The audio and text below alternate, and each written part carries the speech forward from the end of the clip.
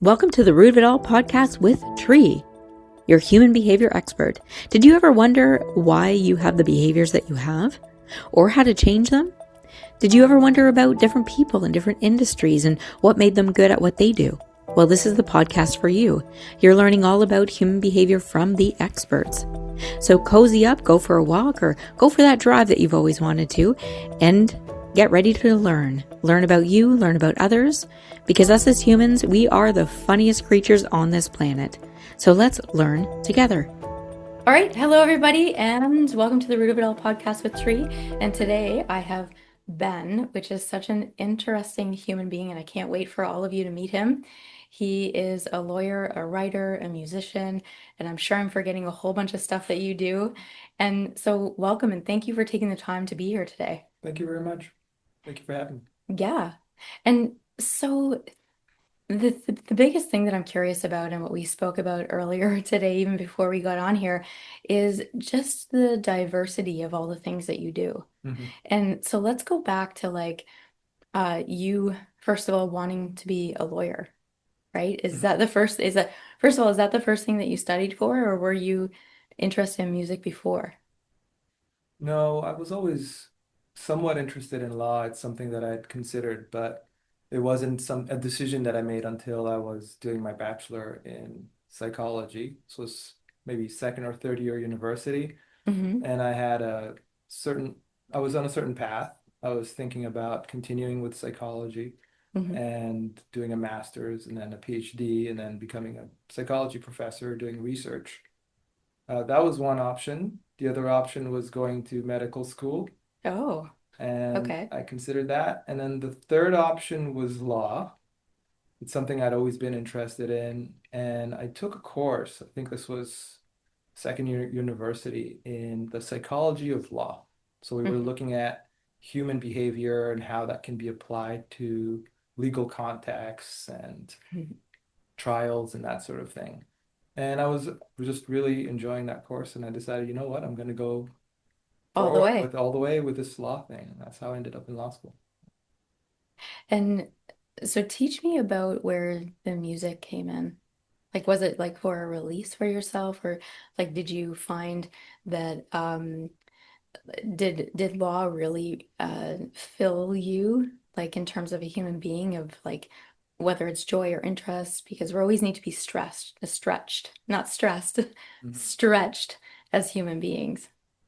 Yeah, music was always a part of my life. I was, maybe 5 or 6 years old when I discovered I really like music. Um, Hmm. and it started getting serious, I think, midway through law school. I found myself playing a lot of shows and forming bands and, Mm. just making a lot of music in my home studio. And then one day, I think this was right midway through law school. Like, so law school was 3 years, it's a 3 year program.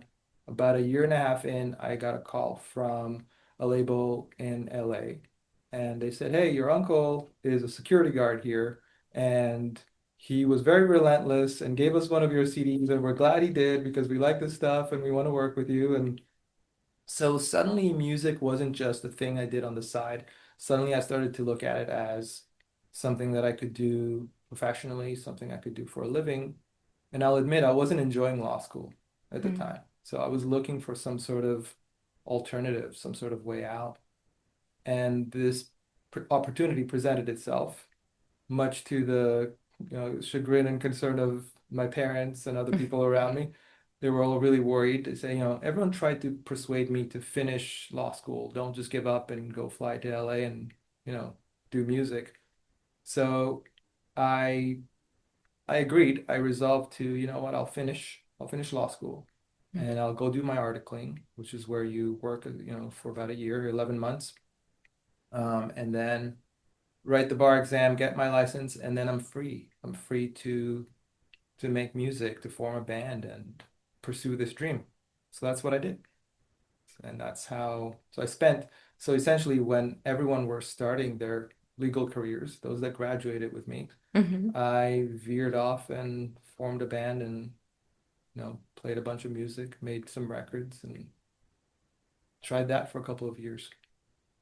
Awesome. And Yeah. the interesting thing I find the correlation when it comes to education, like one, when any human being, if they complete like a formal education, like a secondary, like university or college, Yeah. that it gives them the experience of completing something. Also, too, even at that age, that the brain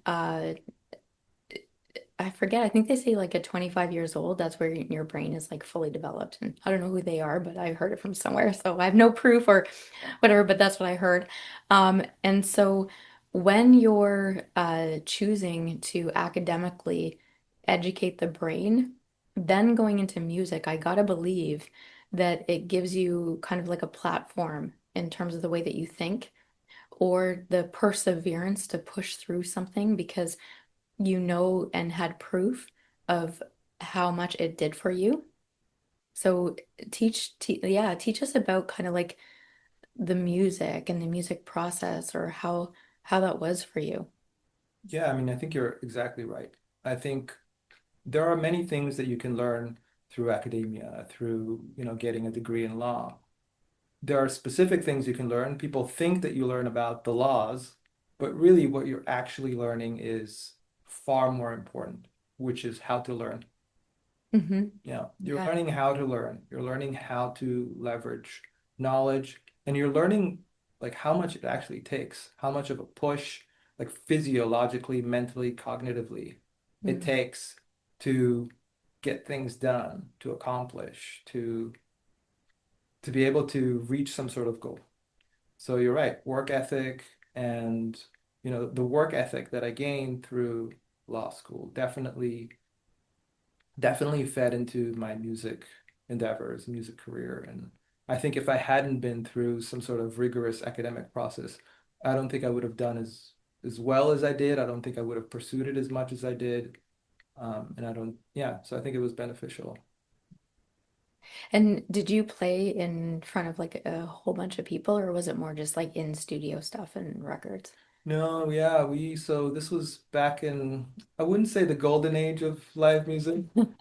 That's the That 80s. was That's the probably 80s and 80s and you're not that 70s. old. I'm not that old. Yeah. Yeah, this would have been, early like 2000s, mid 2000, yeah, 2010, 2007, that kind of thing. And so yeah, so I played a lot, played live all over the place, hundreds and hundreds of shows, and studio time was also part of it. We ended up, touring. We went to a few different places, got our music on radio, we got on TV, we did all that stuff. Mhm. But in the end, after all of that effort, we realized it is just so very difficult to feed four guys and their families Hmm. trying to play music. That was part of it. And then the other part of what kind of led me eventually to not pursue music as a career was just so much interest in other things. I was really the entire time I was playing music, I was still up to date on and studying the same stuff I was studying when I was doing my BA in psychology. I'm constantly reading Hmm. about human behavior. I'm reading about how our brain works. I'm reading about AI. I started a company that, yeah, this was back in like 2013, Mhm. that uses AI to analyze human emotions. Um, I got interested in business, entrepreneurship. I started all kinds of businesses, and that energy, that passion just, I guess, extricated me out of music as a career, but never as something that's part of my life. So now I do all kinds of things, but music is still like, something that I do, just I guess for pleasure, occasionally for commercial purposes. I'll make, actual commercial music and that sort of thing, but it's mostly a way to fuel my soul. Mhm. Yeah. It's like hearing you say all the things that you do. I'm trying to come up with something funny to say because I'm just like, oh, so yeah, so not much at all. Right? Like that's a heck of a lot. And how do you find like how do you balance it all? Because you have so much going on. Like how do you know what to work on at what time? Like, I too, I also own a bunch of businesses and I'm I have this kind of like rhythm, like every day I have this rhythm in which like I touch this business, I touch that business, and then I kind of just, oh, that needs my attention. It's more of like a flow. Yeah. So what, like, do you have a flow, or do you designate certain time to certain businesses, or like how does that work? I do have a flow. There is some designation happening, but Hmm. it's not rigid. Sometimes one thing might need more attention than the other. Hmm. And this is a question that comes up often. How do you find a time? How do you find the energy? And Hmm. what I find interesting, what I've learned kind of inadvertently doing all these things, is that if I was to work on only one thing, let's say I was only doing my law business, let's say, Hmm. if I had to do that for 8, 9, 10 hours a day, I think I would get burnt out. I would get bored, Hmm. and I can't sustain a certain pace for that many hours. I don't think anyone can. Yeah. And from a human behavior perspective, we're actually not meant to. We're Like not meant to. Yeah. no, not at all. I think Like, research shows 4 to 5 hours max, right? hmm.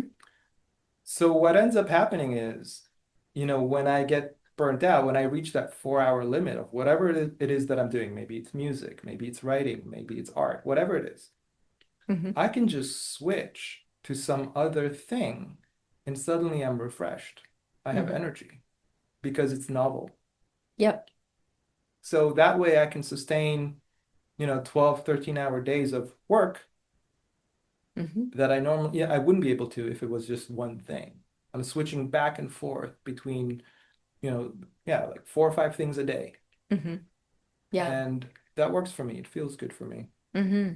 Well, and also too, if you enjoy what you do, like, because you had the opportunity to pick all kinds of different things that you actually enjoy, Hmm. right? And it's interesting because I get asked this all the time. So I'll teach like a 4-day training, and then I'll just continue my work week, Yeah. right? Without like a day off or anything like that, where people are like, oh my gosh, aren't you exhausted? I'm like, no, that really drives me. The fact that I can see all of these people changing their lives in amazing ways. And I'm like, let's giddy up, let's keep going, let's keep getting people getting to where they need to be. And it's mindset. I think energy too is all around us. So if we are choosing to feel depleted, then we're choosing that. Then we will. Our brain will tell our body like be tired or you can't do it or but if we're telling ourselves like, oh, this is awesome, this is great. Like think about when you're younger and you're at a nightclub and you're dancing, like you probably shouldn't be up till 3 a.m. Probably shouldn't have had that many libations or whatever, but our bodies are very resilient and we can actually do more than what we think we can do. If we tell ourselves in our brain that we can't, then our body's just going to be like, oh, we can. Oh yeah, absolutely agree. And we can learn this pretty easily. Just go and try to run for a couple of weeks. You'll pretty quickly discover, if you've never ran, it's kind of hard, this is abstract, but if you've Hmm. ever ran, if you ever tried to run long distance, you pretty quickly discover that your brain lies to you all the time. It's panicking. It's like, I can't take another step. It's like, well, yeah, you can. Yeah. And nothing that bad happens, and another step, and another step. And you eventually learn to push through what are signals, and this is where it gets difficult because some signals that are coming in, you want to pay attention to, right? You always want to listen to your body, but Hmm. at the same time, there's noise there, right? What is Hmm. signal, what is noise, and trying to distinguish between the two is difficult. So it requires practice. And the only way to practice is to actually engage with this kind of thing where you're constantly trying to push yourself, Hmm. right? Yeah, it's like pushing past threshold.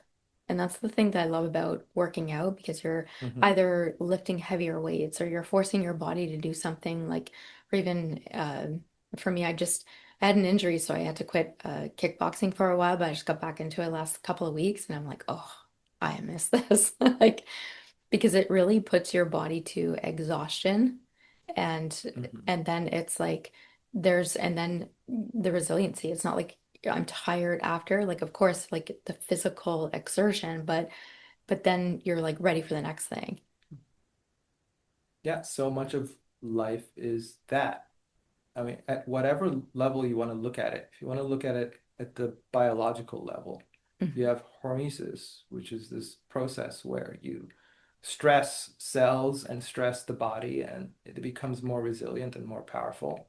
At the biological level, you can look at it on a sociological level. You can look at it at an economic level. You know, certain strains and stresses on an economy creates a reaction, and it can strengthen it in the long term. Mhm.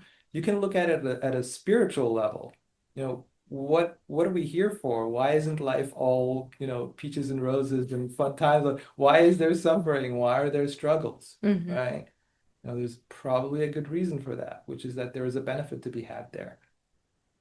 That like even learning, Right. right? If everything was like fresh cut daffodils and daisies, then we wouldn't, well, there would be no light with dark, Right. right? There would be, yeah, there would be no good without bad.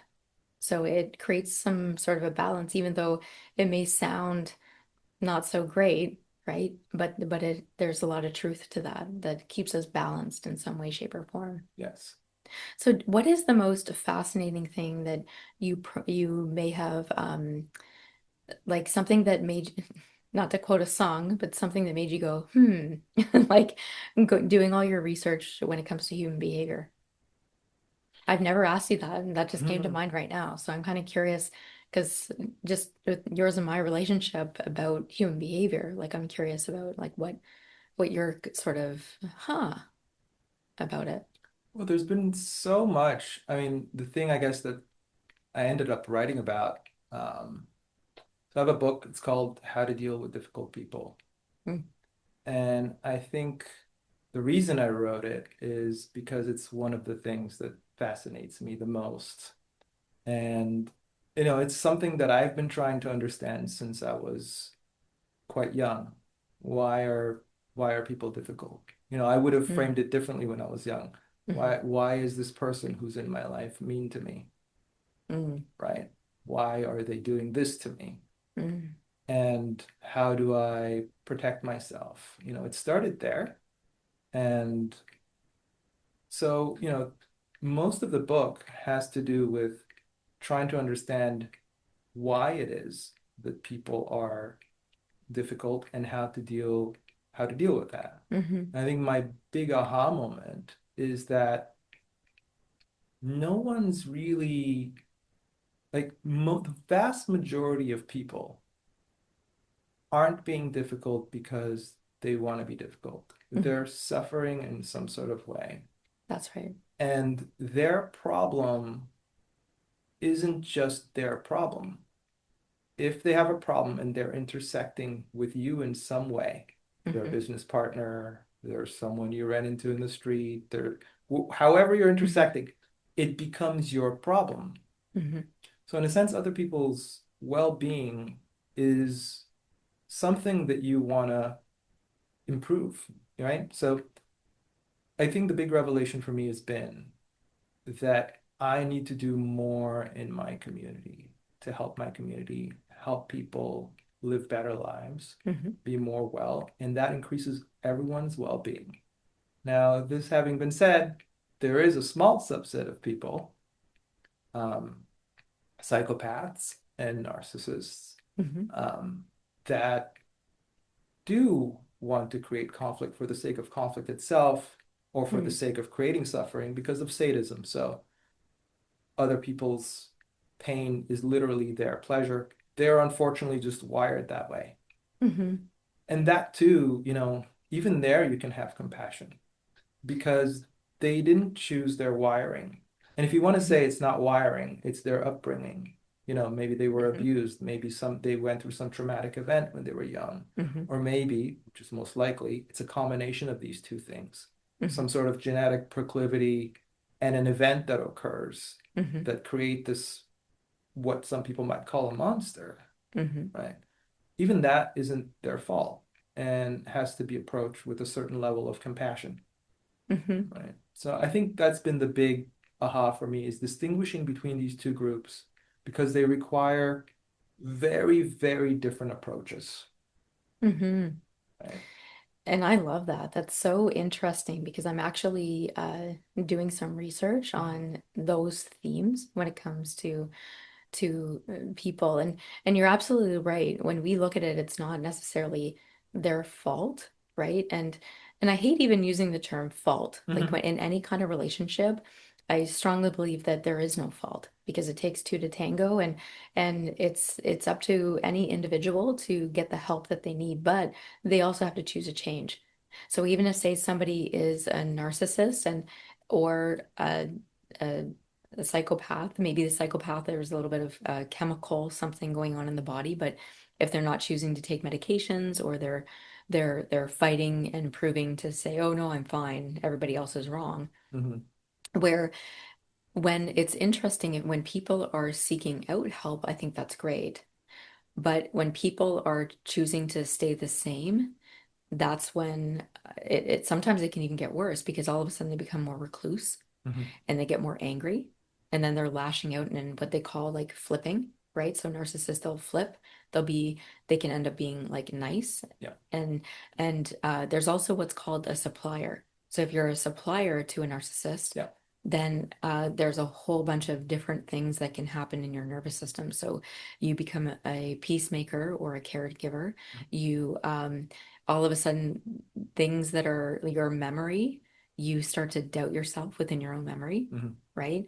And there's all sorts of various things because I have a lot of clients that are um, recovering from living or being raised by a narcissist or Yeah. even being married to one or something like that, which is unfortunate. So we actually didn't even mean to go down this rabbit hole, but hey, I asked the question Yeah. and you surprised me with the answer, which I love it, which Mhm. and you and I both believe that the universe, in terms of you just sort of trust it that what's going to come out, it's going to come out. And that's what I love about this podcast because I don't really plan certain questions. I might pick certain themes. Um, but yeah, I'm actually interested to get in more of a discussion with you off camera with that. Sure. But for everybody, we'll have the links to his book in the show notes as well. So next question. Yeah. Okay. So when it comes to having like all of these businesses and all of these ventures, what sort of things do you look for when you're picking either a business partner, or even to have the business in the first place? Like what sort of things do you look for? Do you trust are you the type of person that trusts your gut? Because I work with a lot of high level executives such as yourself, and they have a lot of discernment. So sometimes if you ask them like, why did you pick that? They'd just be like, I just knew that was the answer. Or are you the type of person that dives down into all kinds of research and you need the proof before you make a decision?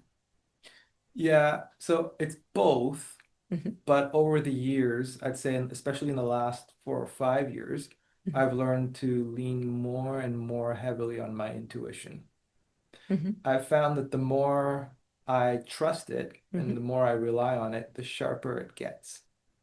Hmm. And maybe, I didn't rely so much on my intuition in terms of picking a business partner or a business when I was in my mid 20s or 30s, perhaps because it wasn't sharp enough yet. I hadn't Hmm. had an opportunity to develop it. But now that I've been doing this for, about 20 years, over 20 years, I trust my intuition.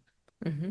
Um, but it's nice to have it aligned with some objective evidence. So, I like numbers too. I'll look at the numbers. I'll look at um, strategy. I'll look at people's, backgrounds, and I'll try to assess their intentions. Hmm. And then when it comes to a business, it'll depend on many factors, but one of them is, how much do I know about this industry? How much value can I bring?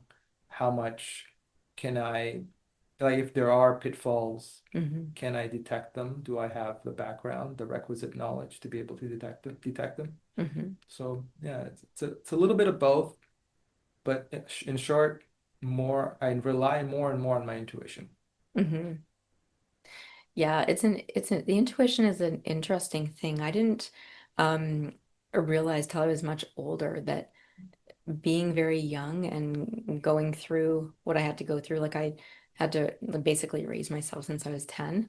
And so I ended up with intuition quite early. Mhm. I didn't realize that that's what that was until I was much older because then in business, people started asking me like, "Oh, what made you do this or that?" And I'm like, "I don't know. Mm. I just chose that." And so it is interesting the way that we're brought up, and also sometimes it didn't always get me in the right direction. So I probably should have done a little bit more research. But for the most part, it sort of all sort of panned out, or I had like a really good learning because of whatever. Yep. So, so with like having all of these businesses and you also have like a family, right? Mhm. How do you balance those two? Because I know like my husband and I were both self-employed, so it's actually we're both interested in business models, and so a lot of the conversations that we have at home interject and in are integrated into everything kind of what we do. Not to say that we talk all about business, we laugh a lot, but but like how do you create that balance? Well, firstly, it's a great question. It's really important to create that balance because they Mhm. fuel each other. Mhm. If you are not paying attention to your family, if you're not creating strong bonds, if there's conflict, your business will likely suffer. Unless, some people are able to turn off that side, especially, this is part of the reason why psychopaths do well, going back to psychopaths, they do well in business because they can just shut off the part of themselves that might otherwise be concerned with relationships and emotional issues, we Mhm. could say. So for me, it's crucial to balance these things. It's crucial to have a happy family. And if it's not, if I have personal conflicts, I know that for me, it impacts my ability to perform, my ability to think clearly, my ability to make good decisions. So Mhm. how do you do it? I mean, for me, I just have a very simple kind of rule. After a certain time, on the vast majority of days, I switch modes. I shut off work and I switch into family mode and I spend time with my family. There aren't any special tricks. There's no shortcuts. You just have to spend time with the people that you love. Mhm. And when you're there, like really be there, be present. I try to be as present as I can, just as much as I'm present when I'm playing a musical instrument or I'm in a business meeting, whatever it is, bring that presence to it. Mhm. You know? Well, and that's true, I think, with any relationship at all too.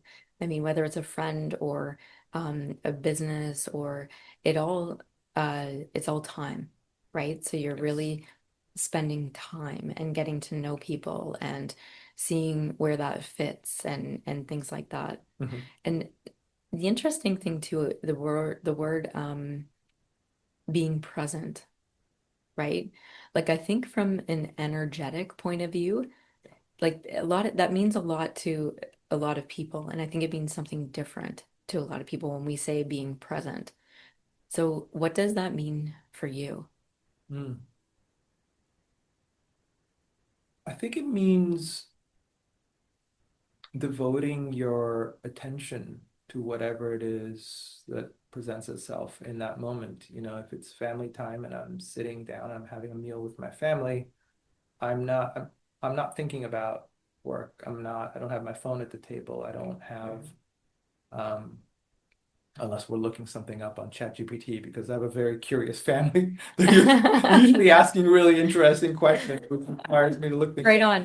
on. But yeah, it means actually engaging with what's in front of you and not having, a substantial part of your mind wandering off to something else. Hmm. Yeah. Yeah, I love being like I make sure that I for lack of a better word, I F off like all the time well, I allocate time that I Mm, just like I don't look at my cell phone. I don't. So normally like I'm golfing or even if my husband and I, if we're just like chatting or even with family, mm, with nieces and nephews and stuff like that, like I'll always be really focused. Like I remember when I was signed up my nieces and nephews up for like different extracurricular like parkour, gymnastics, all that sort of stuff. And I'd be sitting there watching them, like, because I'm interested and Mm. I'm energetically engaged with what they're doing, where a lot of parents, they'll just be on their phones. Yeah. And I can see like the kids looking back at their parents and the parents on the phone, so they're not getting like that connection Mhm. where I would always be fully engaged, watching, cheering on, or whatever, so that that connection was being had with the child, with the person. So I guess being present is really energetically being engaged with what's actually happening. Exactly. Yeah. It is, I'll admit that it is easier said than done, especially for some people. Yeah. I think, what can make it really, I guess, easy to do is if it's really engaging. If something is just, you don't have to try to be present Mhm. if something is just very engaging for you. If you have a magician Mhm. right in front of you doing all kinds of mesmerizing tricks, you're not thinking about, what you're going to have for lunch tomorrow or what happened Yeah, at work that's right. earlier that day. You're just watching this thing, you're mesmerized by it, right? And sometimes what ends up happening is when you're spending time with certain people or engaged with, trying to read a book or something, Hmm. if it's not engaging enough, you could wander off and think all kinds of things and you might not be as present. So I guess where that leads me is that, it's helpful to find the thing that you love about whatever it is that's in front Hmm. of you in that moment. And I've been in this situation, many times where I'm tempted to give in to some sort of boredom or something like this, or apathy.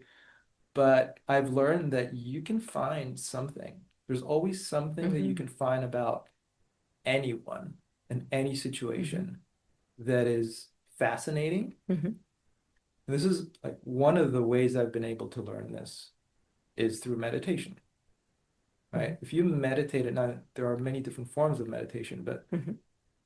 one type of meditation is where you're trying to focus in on a single thing, like a candle flame Yeah. or a visual in front of you, or Hmm. vista in front of you, or sounds, for example.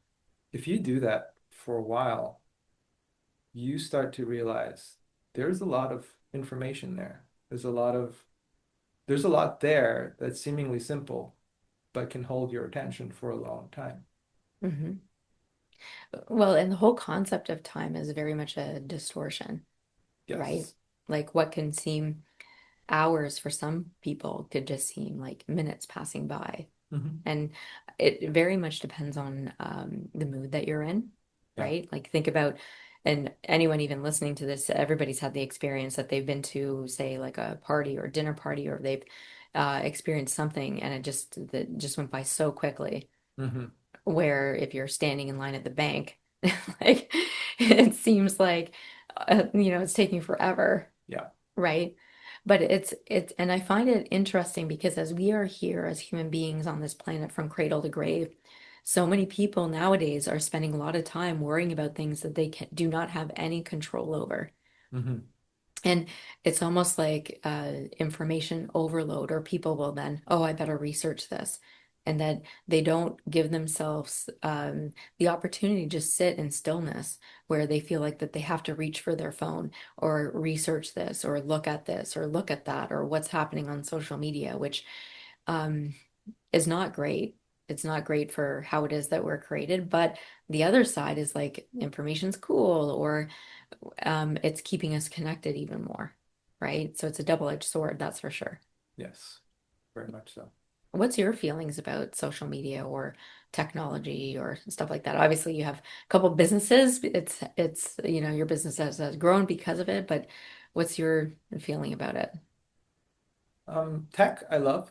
Mhm. Um, I'm definitely embracing all kinds of technology, and I think technology ultimately will benefit humanity. Not a Luddite, although I can understand that perspective as well. Mhm. Um, but social media isn't one of those technologies that is helping, I think.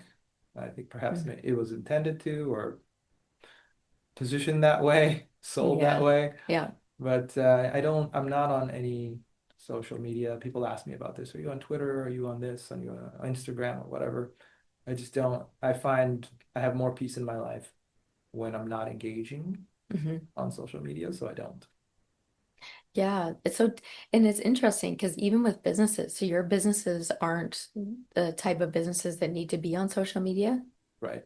Mm, that's all right then. Yeah. I mean, some of Yeah. them do, and so I run a mental health clinic, and it's helpful to be on social media to to advertise on social media and have a presence there. So, Hmm. in terms of like my businesses can be on social media, but I'm not personally engaging with it, and I'm not personally on social media. I don't have a persona on social media, Hmm.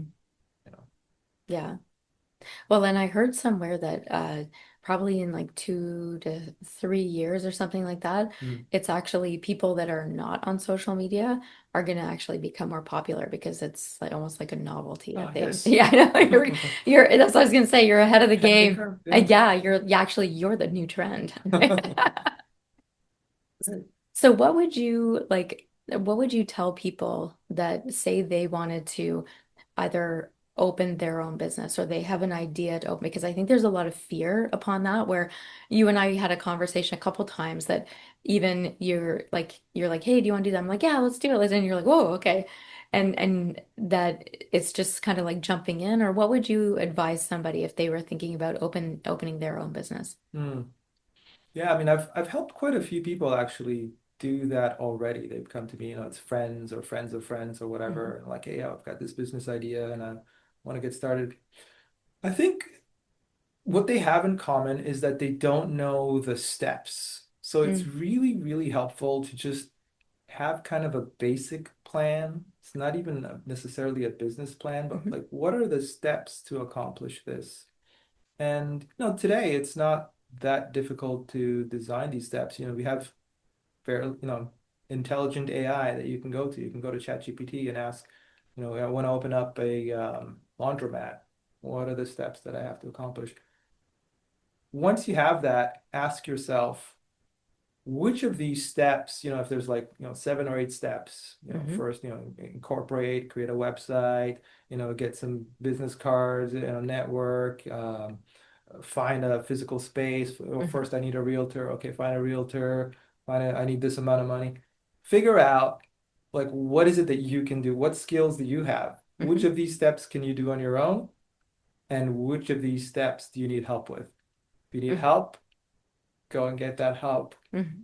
And I guess part of the reason people get stuck is they don't go for that help because it requires some sort of upstart capital.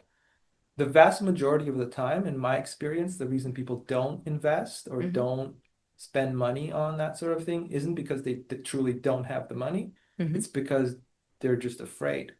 They're afraid Hmm. they'll spend it and lose it. So I guess my advice is have no fear. Just go for it. Hmm. Yeah, you might lose out, but really there's alluding to something you said earlier, Tree. Like you're either succeeding or you're learning, Hmm. right?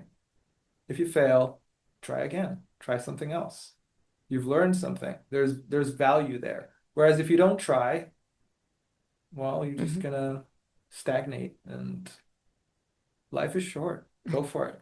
Yeah, life is short. And it's interesting too. I always like to look at it being like, well, if I don't do it now, am I going to regret it later? Yes. Right? There's so many people on this planet be like, oh, yeah, I thought about doing that at some point in time. And even I was listening to a podcast, Mm. the Smartless podcast, and who's it, Sean Hayes? He was saying, he goes, yeah, I went to a grocery store years ago, and he thought to himself, like, oh, someone needs to come up with an app. As soon as you walk into the store, it tells you where everything is in the store. Right. And then he's like, 2 years later, they did it, and so that ex actually exists, Mhm. right? But it's so interesting that, so the takeaways I would say for people to take away from this podcast is really, if you have any fear in your body and your nervous system, to really either seek out help or be curious about why that is, how is it that you can move through it, how you can get it out of your nervous system, out of your mind, um, and really step into what it is that you want. to Yeah. do. Because, yeah, we're here like for a very short period of time as humans, and we're meant to experience things and to learn, grow, make mistakes, mess things up. Yeah, because and also too, when you mess things up, they're generally the best stories later. Yep. That's true. They make good books, right? They Like do. nobody wrote, or, like, a good book is never based on like everything working out. You need conflict. Yeah, Yeah. yeah. Even any show on that anyone's binge watching, it's all about the things that are messing up or Mhm. the unexpected or all of those things. So if you're trying to get everything just so or just right, well, that will never happen. So surrender into messing things up, and that's the best life ever for sure. One way I've actually been framing it that's kind of Mhm. similar to this is, I feel like I'm being watched. I don't know who's watching me, whether it's it's the person that created the simulation or some extraterrestrial like civilization or my ancestors in the whoever is watching, I want to put on a good show. Yeah. And just twiddling my thumbs and not taking risks is just boring. That guy's boring. Yeah, another way to put it is like give them something to talk about. Give it some good Give them something to talk about. exactly. Yeah. Awesome. Well, thank you so much for the Thank you. conversation. And I have a feeling that you'll be back on here at some point in time because I know that you and I, we can talk forever. And it's just such a great conversation. And we're going to put all of the Ben's information. So just different businesses if you want to reach out for him. And if you want to buy his book and stuff like that, I highly encourage all of you to grab that as well. And yeah, any final remarks, words, Thank you quotes? very much for this. Yeah. Happy to Oh, be back anytime and enjoyed speaking with you. yeah, my pleasure. And thanks for listening to another great episode of the Root of It All podcast with Tree. So if you want to check us out on Instagram or Facebook, you can go to Business Growth Results on either of those platforms, or you can even go to businessgrowthresults.com if you have a suggested topic or theme, or you want to get a free hypnosis download. So we'll talk to you soon. Till next time, see you later.